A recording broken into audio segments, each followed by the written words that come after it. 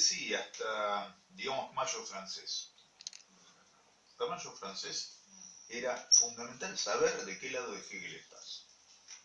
Después vinieron, claro, los hegelianos que dijeron, no jodan, y empezaron con, vamos a Nietzsche, que es un poquito posterior a Hegel, y aparecieron, digamos, los partidarios de Deleuze, de Foucault, de Derrida, etcétera, etcétera, y todo el posmodernismo que creyeron acabar justamente con Hegel, básicamente, digamos, para poder acabar de una vez por todas con Descartes.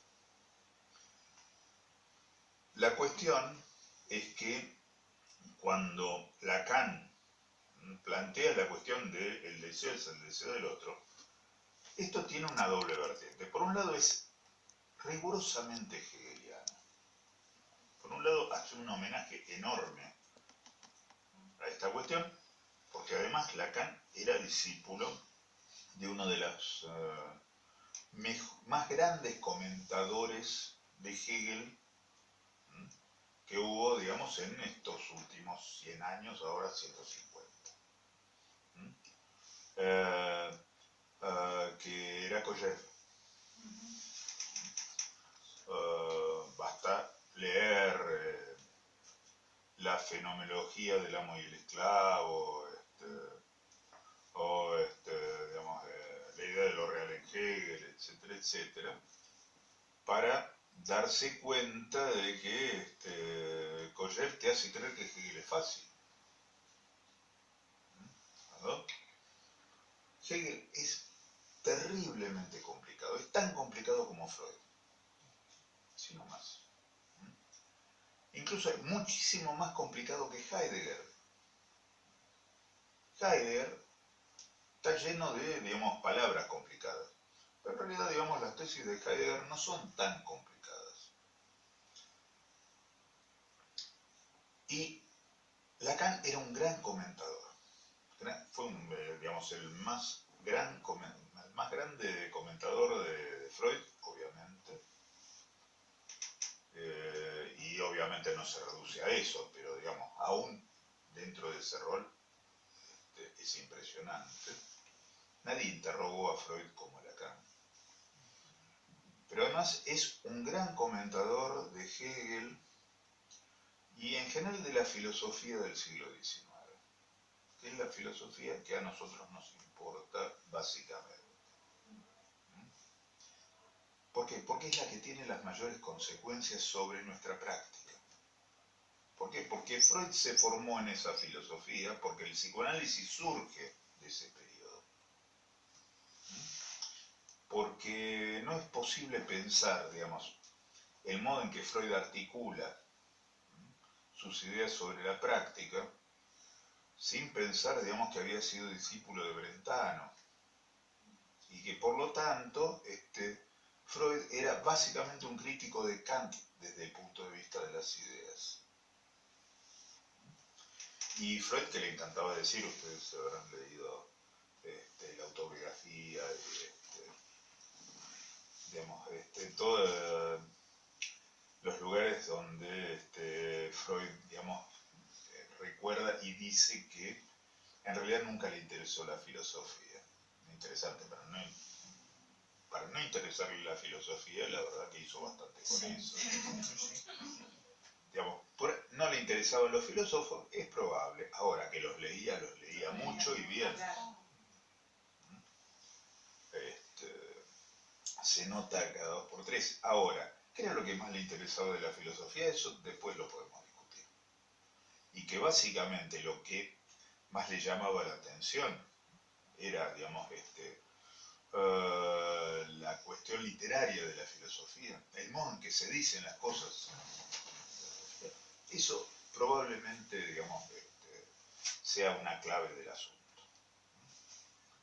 Bueno, entonces, hasta este punto, Lacan, que lee a Hegel, critica a Hegel, así como Freud criticó a Kant, Freud gracias a Brentano, Hegel gracias a Cogef,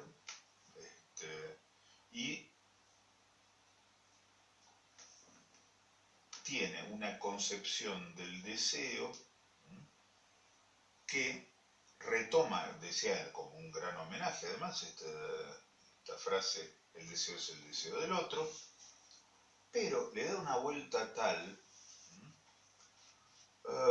que no se reduce simplemente a que yo deseo lo que el otro podría desear. Esta es una primera versión bastante imaginaria del deseo como deseo del otro. No es que el objeto del deseo del otro pasa a ser mi objeto de deseo. Tampoco es que simplemente, cosa que también es muy hegeliana, que decir que el objeto, digamos, que el deseo es el deseo del otro, es que es deseo de deseo. Porque, digamos, de lo que me apropio, no es del objeto del deseo del otro, sino de su deseo. Por lo tanto, digamos, mi deseo es el deseo del otro. Y hasta ahí todavía estamos en la antropología hegeliana que planteaba Collier. ¿Entienden? Sí. Hasta ahí se puede seguir. Cualquier cosa interrumpan cuando quieran, pero Esto digo, porque sería... esta es una cuestión central para pensar cómo Lacan plantea el deseo. Esto sería el deseo del otro, y este otro sería la A minúscula. O sea, claro, hasta ahí estamos en términos del espejo, o sea, en términos de la dialéctica del amo y el esclavo. Cuando decimos dialéctica del amo y el esclavo, quiere decir que dos conciencias suficientemente fuertes, así, y en términos ideales, obviamente, pero esto Hegel lo veía reflejado cotidianamente, se confrontan para ver quién le gana al otro. O sea, básicamente, en términos freudianos, se trata de quién la tiene más larga. Ahora, perdóname, pero esto sería... Dos machirulos se encuentran. Claro. ¿No? Básicamente es eso. O sea, esto involucra la conciencia, el otro como semejante, sí. El estadio del espejo, sí. ¿no? O sea, la rivalidad, el deseo y el deseo del otro. Sí. El deseo del otro en el doble sentido. Es decir, claro. Si desea el trono, yo también deseo el trono. A ver quién mata a quién para llegar al trono. Ahí estamos en el deseo en tanto un objeto. Pero también el deseo del otro en tanto deseo que el otro me reconozca. Pero esas son las dos vertientes. Sí, efectivamente. Yo deseo ser otro para el otro. Eso también es el deseo del otro. Claro, ser. ¿Ah? Claro. Ser otro para el otro. O sea, ese reconocimiento es el deseo de entrar en el deseo. Hasta ahí, todo bien. Es más, eso es reconocible. No es eso lo que se va a criticar. El problema es que uno podría creer que esto, digamos, ubicarse, se resolvería en justamente a ver quién la tiene más larga, digamos, hacemos unas fintas, cruzamos espadas y el que gana mata al otro. ¿No? Básicamente, ese es el planteo de base. Es decir, se enfrentan los amos. Alguien se preguntó por qué los llamamos amos antes de que alguien venza. ¿Cómo? ¿Por qué los llamamos amos? ¿Por qué son amos? ¿Por qué sonamos? Sonamos. ¿Por qué sonamos? Sonamos con los amos. Claro. El amo es el que llega, el que arriesga, ¿no? Sí. El que se arriesga para llegar, y el otro no se arriesga. El amo, claro. En realidad, el amo no es, digamos, no son dos amos, son dos conciencias. De hecho, son dos autoconciencias. Si no, no hay posibilidades. Estas dos autoconciencias se enfrentan, digamos, en pos de algo, digamos, es una apuesta. Lo que están haciendo no es una apuesta más complicada que la de Pascal. Están apostando a ver, no, volvemos al machirulismo de siempre, no es que quién la tiene más larga, sino cómo nos la medimos, ¿no? ¿Quién decide cómo medirla? ¿No? Guarda, porque ahí ya no importa quién la tiene más larga, importa quién pone el patrón de medida. Claro. O sea, no es por una verdad absoluta. Claro, efectivamente. La verdad no es absoluta, el saber lo es. Y el saber es, digamos, lo que se desprende de la lucha. Vas a escuchar saber absoluto, en el caso de Hegel, y no verdad absoluta. La verdad sería un discurso. No, la verdad es, digamos, es una variable del discurso. La verdad no es un discurso, no hay discurso verdadero. No, pero hay una articulación en donde alguien podría decir, esa es tu verdad. Sí, claro, por supuesto. Y también hay gente que dice, bueno, pero es una posverdad. Y hay gente que dice, toda opinión es válida. Y ahí va a ser terraplanistas. Y efectivamente, claro, hay terraplanistas a pasto ahora. ¿Viste? Cuando no ganás, ¿viste? Sos, claro. Como esos Zapata. No, por supuesto, no. Es mi opinión, y mi opinión vale tanto como la tuya, ¿no? Y estoy diciendo justamente que la Tierra es plana. Y digo, esto es un plano intelectual. Ahora, cuando estoy diciendo que vos sos un pelotudo, ¿no? Mi opinión es tan válida como la tuya. Yo te parto la cara. Hay una serie de excesos, o sea, de intelectualismo. La verdad tiene consecuencias, a eso también hay que atenderlo, ¿viste? No es inocuo. Digo, porque cuando se plantea esto en los papeles, ¿no? Y decís, no, porque sí, no hay verdades absolutas, lo cual es absolutamente cierto, es muy curioso, ¿no? No hay verdades absolutas, y sí, significa que uno tendría que atenerse a las consecuencias de eso mismo que uno dice. Y decir que hay verdades, que no hay verdades absolutas, que la verdad siempre es relativa, no quiere decir que cualquier cosa que diga vale. No, pensaba en eso, pues digo, ¿y qué detiene, por ejemplo, o qué marca el rumbo e inclusive detiene la asociación libre? No, podría ser infinita. Claro, efectivamente. ¿Qué valor tendría entonces si es infinita? No sé.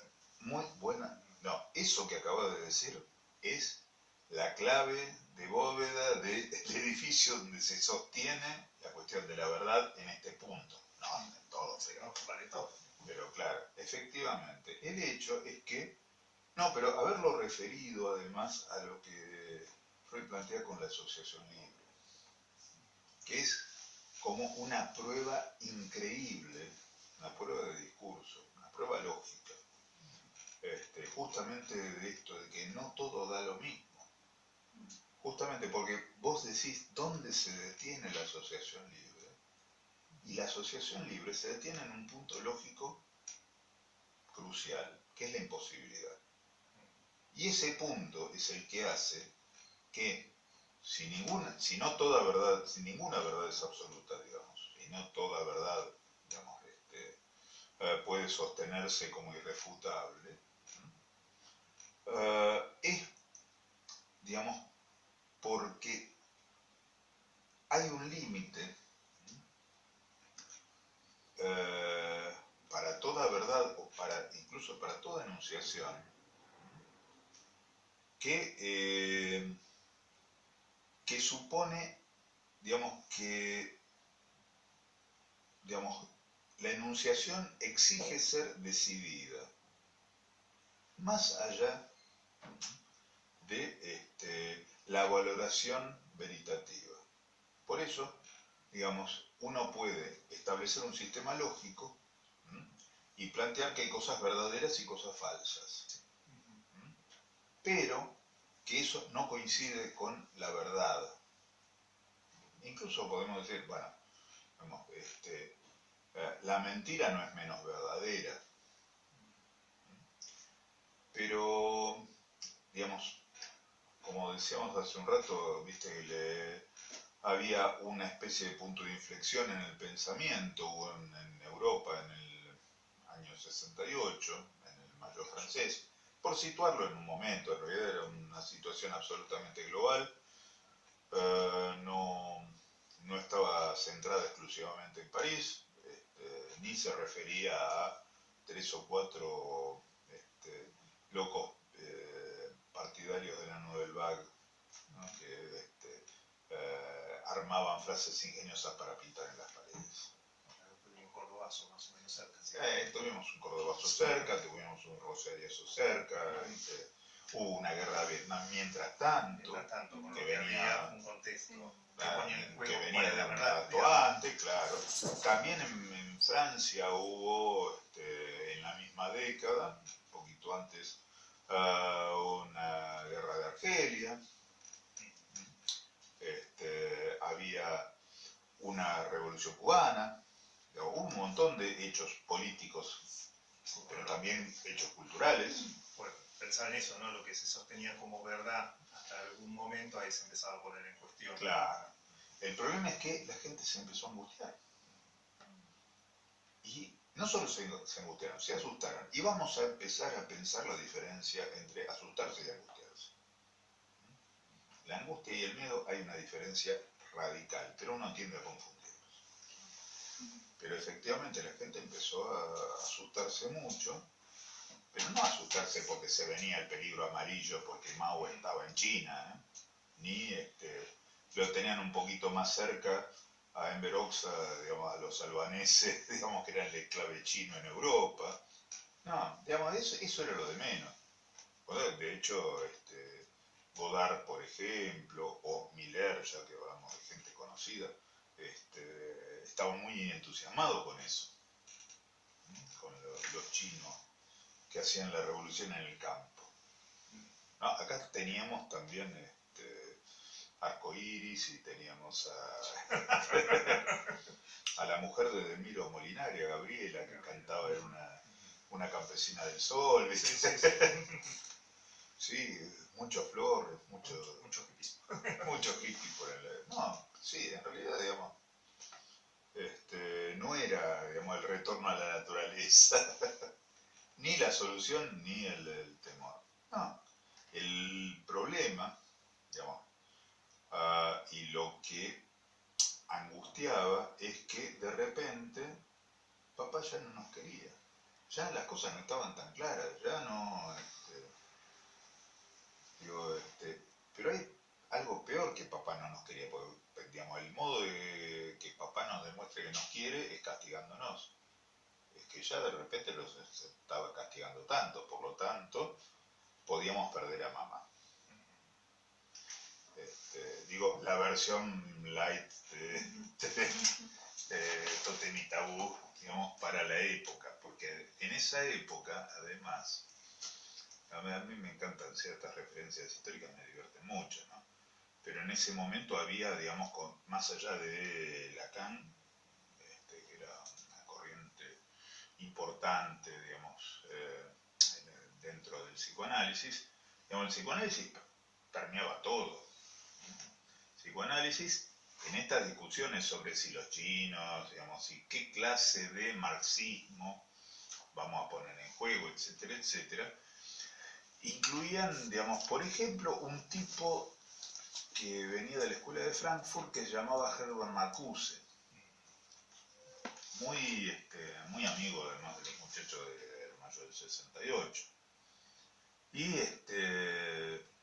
sí, Marcuse era realmente notable, a mí me impresiona. Un tipo que podía decir que todo estaba mal, pero que todo iba bien. Digo, recién tuvimos que esperar a los 90 para escuchar otro. Menemista. Sí. Pero seriamente marxista, y de repente vos decías, pero de un idealismo rusoniano notable. Y Guarda no era ningún idiota, ¿no? Era un tipo que vale la pena leerlo. Y que no era una hipótesis troquita como el cuanto peor mejor. Claro, efectivamente, no, para nada. Pero partir de ese momento empieza a surgir en esta olla, empieza a hervir, digamos, algo que es más del orden, digamos, del anarquismo. Algo que dice, no, esto sí está realmente mal, qué sé yo, pero no hay forma de arreglarlo. Y la única manera es, digamos, de ahí eso formó una buena parte del mayo francés, la única manera es que todo explote, en serio. Pero, a ver, en relación a esto que estamos hablando, ¿no? Sí. En relación al deseo, la angustia, la verdad y el saber. Sí. Ahí cae, digamos, ¿por qué vos decís? La gente se angustia en esa época, ¿cae una verdad? Cae, sí, digamos, no es que cae una verdad, no hay una verdad que cae. Cae una cierta concepción de la verdad, digamos, con la que la gente se conformaba. Pero, ¿qué es lo que viene a reemplazarla? A ese punto voy. Digo, ¿qué pasa en ese momento? Pues siempre hubo, cuestionamientos muy fuertes, incluso que dieron vuelta a la historia, ¿no? Y se reemplaza una verdad por otra. ¿Qué pasó? ¿Qué es el posmodernismo? El posmodernismo empieza a surgir en esta época, básicamente se establece unos pocos años después, 1975, pero digamos, es fruto de los seguidores de Deleuze, de Derrida, de Foucault, de los nietzscheanos, lo llaman los neo-nietzscheanos. Lo cual le hizo poco favor a Nietzsche, le hizo poco favor también a Deleuze o a Foucault. Tanto Derrida era un poquito más light, pero la cuestión es que empieza a surgir esta idea del el postmodernismo. Es pensar que, digamos, los sistemas de pensamiento están caducos, pero el sistema por el cual se piensa está caduco para el posmodernismo. Ojito cuando dicen posmodernismo, porque posmodernismo no es la oposición que le hacía Hume a Descartes. No es lo que cambiamos por el empirismo.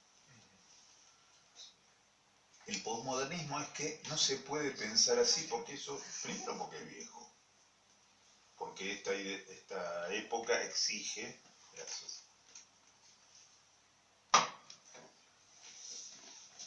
exige algo más dinámico. Pero sin decirte que, cuando hay sobre fines de los 60, se da por tierra con los modos de pensamiento tradicionales que llamamos modernismo, caen las categorías. El modo de pensar depende de las categorías que uno usa para pensar. Entonces, si uno critica las categorías y las hace caer, y no propone categorías equivalentes, otro modo de pensar los mismos hechos, estás en problemas. Es decir, no le das al que piensa un punto de apoyo como para poder mover el mundo, como diría Arquímedes.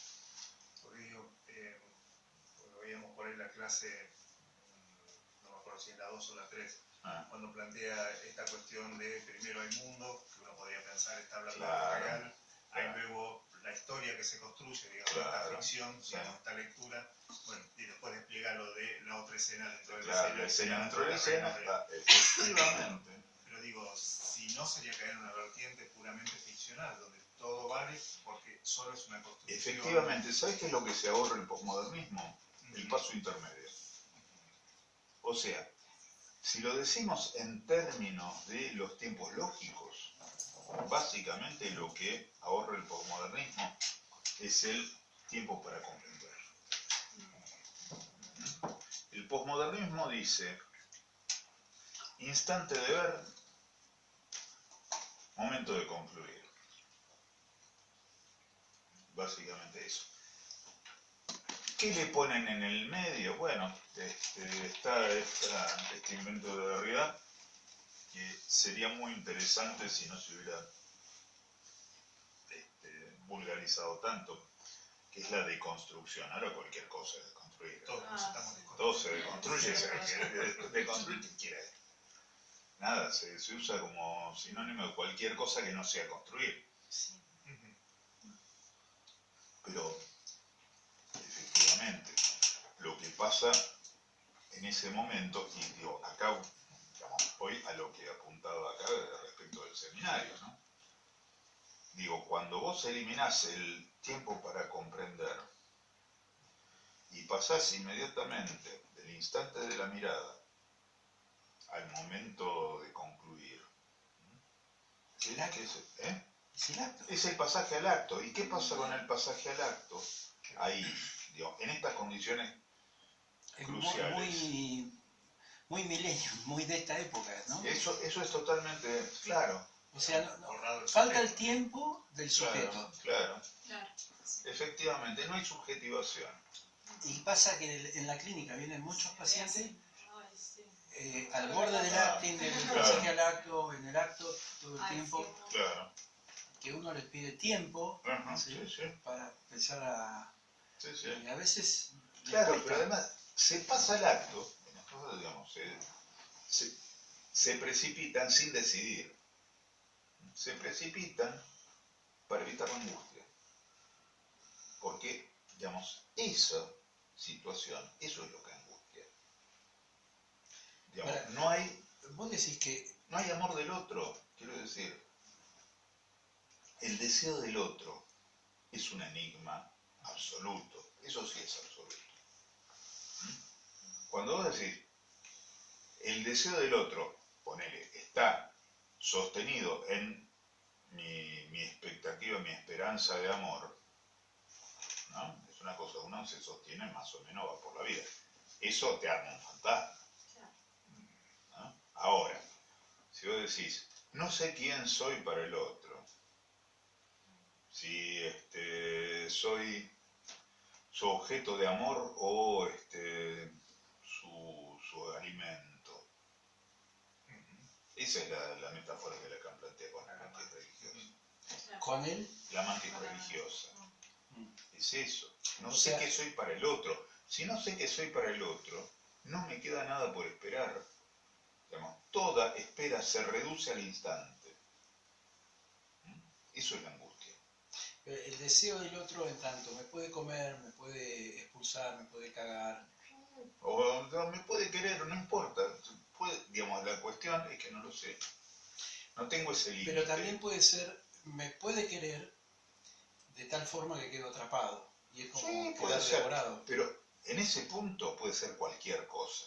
Vos elabora la hipótesis que sea, puede ser. El problema es que no hay nada donde apoyarte, no hay un límite. Lacan lo va a plantear además en este seminario. La novela de Blanchot, Tomás el Oscuro, que les recomiendo calurosamente leer, es maravillosa.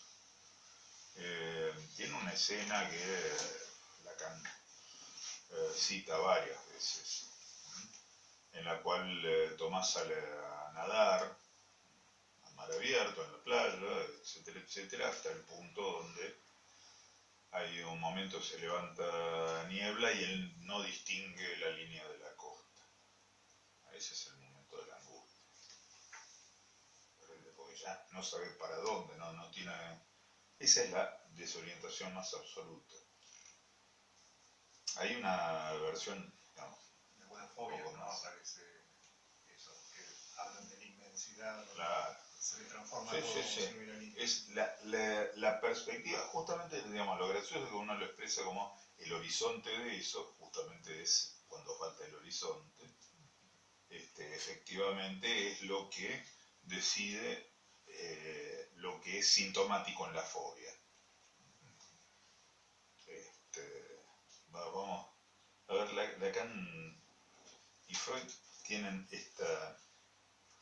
esta cuestión de la que nos olvidamos, que no hay una solución de continuidad tan neta entre inhibición, síntoma y angustia.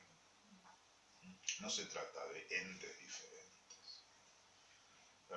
Freud habla de síntoma de angustia, digamos, y Lacan también lo plantea más o menos en esos términos. La inhibición como síntoma. Pero el punto es que sí, digamos, el a punto de es lo que está presente siempre en la fobia. El fobia siempre está, por eso, digamos, busca desesperadamente una baranda, un límite, porque siempre está a punto de perder el límite. Eso es lo que angustia, o lo que lo pone al borde de la angustia. En realidad el fóbico no se angustia más que cualquiera, simplemente está más temeroso de caer en la angustia y sabe por qué. Esto es básico. Pero, a ver, cuando vos decís el límite, es la organización que te permite o te proporciona el afuera. Bueno, la percepción ¿qué es el afuera? Sí, el afuera es el lenguaje. No, el afuera es la organización simbólica, claro. Está bien, pero cuando vos decís se le pierde el horizonte. Sí. El afuera no te está ofreciendo una referencia. Bueno, claro, un significante. Claro, pero justamente, si vos agarrás un claustrofóbico adentro de un ascensor, justamente esa situación de encierro es donde más pierde el límite.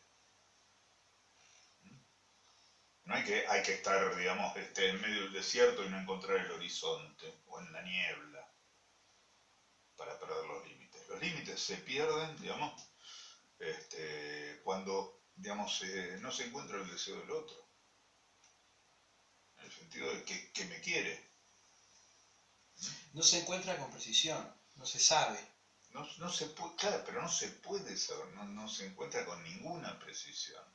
Pero no se encuentra el deseo del otro porque lo único que uno puede saber es que el otro desea, pero no. Claro. Pero no te lo va a decir. Por mucho alegar, pues no te lo va a decir. Está bien, pero es la sospecha de que o te va a atrapar, o te va a morfar. No, esas son defensas.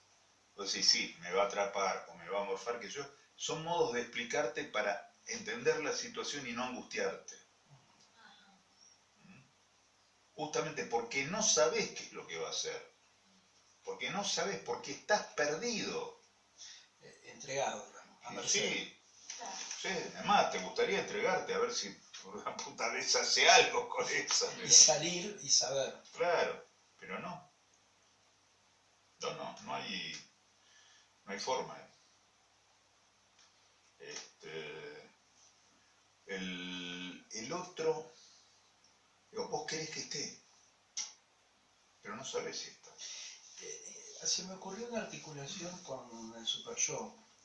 Esto de el sacrificio, de la entrega, ¿no? Sí. Bueno, ¿qué quieren los dioses? Quieren los niños preciados de la tribu, entonces vamos y entregamos al volcán, a los príncipes, a ver si llueve o a ver si para el terremoto o no sé qué puta, ¿no? Es otro modo de evitar la angustia, sí. Justamente. Pero esto en el neurótico es... Entregar, claro, vos podés entregar a tus propios hijos en sacrificio, ¿no? Porque no digamos, entregar a tu suegra o entregar a... Eso no es tan grave. No, ni a uno mismo. Siempre se trata del alivio. Claro, por eso. Pero sí, no, cuando vos decís los hijos, ¿no? Es cierto. Se entrega a las siguientes generaciones. Eso es, en última instancia, sí, probablemente lo más preciado que uno tiene para sacrificar. Ahora, ¿para qué se hace eso? Justamente, digamos, vos decís para complacer a los dioses, ¿no? O sea, para complacer al otro, al carnado. Eso es muy imaginario, pero funciona. Sí, es para... Pero en realidad... Para evitar, digamos, O sea, ¿por qué para complacer a los dioses? ¿Por qué, digamos, hay que llenarle la panza al otro con mayúscula? ¿Por qué? ¿No? Porque uno, de buen grado, incluso muchas veces, se entregaría a uno mismo, pero con eso volvemos a un problema hegeliano. Si yo me entrego, no hay ninguna ganancia en esto.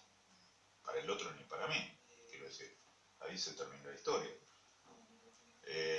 La cuestión es no perder, en todo caso, el reconocimiento del otro. Y en eso es lo que vos planteabas hoy, que está en Hegel, ¿no? El deseo de reconocimiento. Se hace eso para que el otro lo reconozca uno. El otro con mayúscula, no cualquiera que se te cruza. El otro quiere decir todo lo que te rodea. También lo dijiste vos. Todo lo que te rodea. Todo eso constituye el otro. Y todo eso vos necesitas que te reconozca para no desaparecer. Claro, porque uno está, digamos, desde el esquema del grafo, digamos, sujeto empieza en el campo del otro, o sea, en el reconocimiento del otro, claro. Y el otro diciendo, claro. Bueno, vos fulanito, vos el mejor, vos el peor. Y este modelo que se repite infinitamente, uno necesita la consistencia del ser en relación a alguien o a... Claro, y cada vez que te enfrentas al otro, el otro te dice qué querés. Eso es como decirte quién sos. Eso es como decir quién sos. ¿No? ¿Quién te conoce? Ese es todo el esfuerzo que se hace. Digamos. O sea, sería, ¿quién sos para querer eso? ¿Quién sos? ¿Quién sos para que yo te quiera? ¿O quién sos para que alguien te quiera? ¿O quién sos para que yo exista? Bueno, digamos, es bastante más complejito que decir, bueno, cambio de otro porque este no me conviene. Bueno, en este reconocimiento de un otro se puede entrar en una situación de angustia relacionada al superyo, en una entrega al sacrificio que no tiene fin. Claro. Me hace acordar a una paciente que el padre la maltrataba, primero, bueno, tenía que ir a trabajar, porque estaba en una situación de pobreza, tenía 14 años, y por ahí cuando hacía algo que el padre no estaba de acuerdo, le pegaba, pero con el detalle de que la hacía desnudar antes. Esta paciente tiene, digamos, un fuerte compromiso de militancia, digamos, ¿no? Ha podido sublimar ahí una cosa, pero también está al borde de el sacrificio en el sentido literal, ¿no? O sea, intentando dar más de lo que puede, todo y más, y obviamente entra en situaciones que complicadísimas, accidentes y qué sé yo. Accidentes, sí. Entonces hace más de lo que puede, seguramente. Pero básicamente, digamos, por lo que está describiendo, yo habría que por ahí explicar un poco más la cuestión, pero eso lo hace por amor. Y básicamente, no te asustes, por amor al Padre. Básicamente, esto funciona de ese modo. No es que hace lo que no puede, da lo que no tiene. Por amor al Padre, para no perder ese amor. Cuando hablabas de la vertiente histórica que tomamos, digamos, ahí que era la caída de los padres. Claro, efectivamente. Hay una caída histórica en el terreno cultural de la función del padre. Que todavía hoy, digamos, a 50 años de distancia, 52 ya, todavía seguimos y cada vez peor sufriendo las consecuencias. Y lo que planteas con el postmodernismo sería como el intento de que no hubiera, de una forma donde no existiera. Exactamente, es un modo de borramiento. Y eso iba con la cuestión, digamos, porque hablábamos de la cuestión de la verdad, y la verdad no es absoluta, etcétera, etcétera, justamente para calmar las aguas se inventa el concepto también de posverdad. Y eso es mucho más reciente, pero es una consecuencia casi necesaria, ¿no?, de la posición posmoderna, ¿no? La posverdad. ¿Qué más es la mentira? La posverdad en realidad además ya tenía sus antecedentes en Goebbels. No es decir algo falso, al contrario, es decir algo verdadero, que suene como verdadero y que no sea la verdad. Perdón que Kant lo tenía ya. reiterativo, no sé si a ustedes les quedó claro. La diferencia, si lo puedo decir más o menos brevemente, si a ustedes les quedó claro, la diferencia entre saber y verdad. Bueno, a mí no me queda clara, te digo, pero sé que existe y sé que no pueden ser confundidas. Pero digo, si vos me... debe tener chiste, pero digo, si me pedís una definición que establezca claramente la diferencia entre saber y verdad, no es tan sencilla. No es algo que uno puede establecer académicamente y poner en un diccionario. Lo que sí puede establecer una diferencia clara entre la mentira y la posverdad. Es decir, la mentira está del lado de la verdad, la posverdad no. ¿El saber no es el saber que está en otro lugar? Sí, siempre, por supuesto, el saber está en otro lugar. O sea, el saber es inconsciente.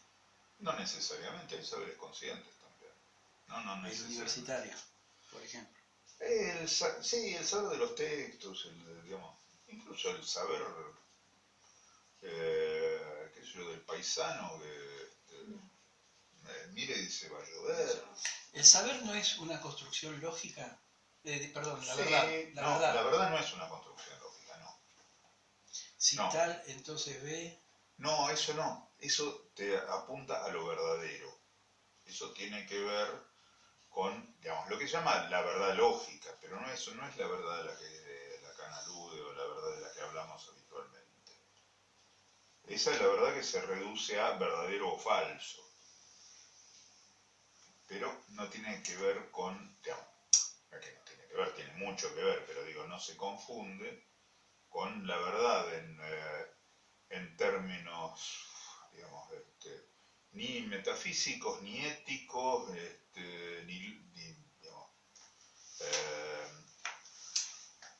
ni prácticos. La verdad está en relación a lo que dice Hegel, que no excluye nunca al sujeto. Sí, eso es cierto, sí, no. La verdad es una cuestión con la que el sujeto se tiene que ver todo el tiempo. O sea, el sujeto hace una construcción de una verdad. El sujeto se hace cargo o no de la verdad, pero... No, es que el sujeto no, digamos, el sujeto es construido por la verdad. No es que el sujeto, digamos, puede ser el amo de la verdad. No puede construir una verdad a su medida. No. La verdad es algo, digamos, con el que el sujeto se enfrenta y la posición del sujeto es aceptar eso, rechazarlo, hacer, digamos, buscar un compromiso. Y el fenómeno, por decirlo de alguna manera, de la angustia, no es índice de estar tocando una verdad, digamos. Efectivamente, sí. Aun cuando todavía no se pueda construir un saber. Claro, efectivamente. En ese sentido, uno lo que podría decir es que el deseo es verdad. Y que uno tiene lo mismo quilombo con la verdad que tiene con el deseo. Son los mismos dilemas. Sí, hay algo, sí, que la verdad del sujeto como el deseo del sujeto. Claro, y sí, en un punto sin duda, eso no deja de, digamos, de sorprendernos a cada paso. Sí, efectivamente. Y esto, en relación a lo que estábamos viendo, que planteó Guillermo hoy, la construcción imaginaria de la castración, o la castración como interpretación de la castración. Sí, efectivamente. Bueno, digamos, eso exige todavía que lo despleguemos bastante más, pero que me parece la castración como un hallazgo realmente de Guillermo, haber aislado ese párrafo y poner, bueno, el problema está acá, eso exige simple despliegue. El fantasma no es una interpretación de la realidad. Sí, pero no es un sujeto que interpreta la realidad con el fantasma. El sujeto no construye un fantasma para interpretar la realidad. El sujeto es interpretado en el fantasma. El fantasma es una escena, ¿no? Y el sujeto es un intérprete. O sea, interpreta, pero interpreta porque la escena está.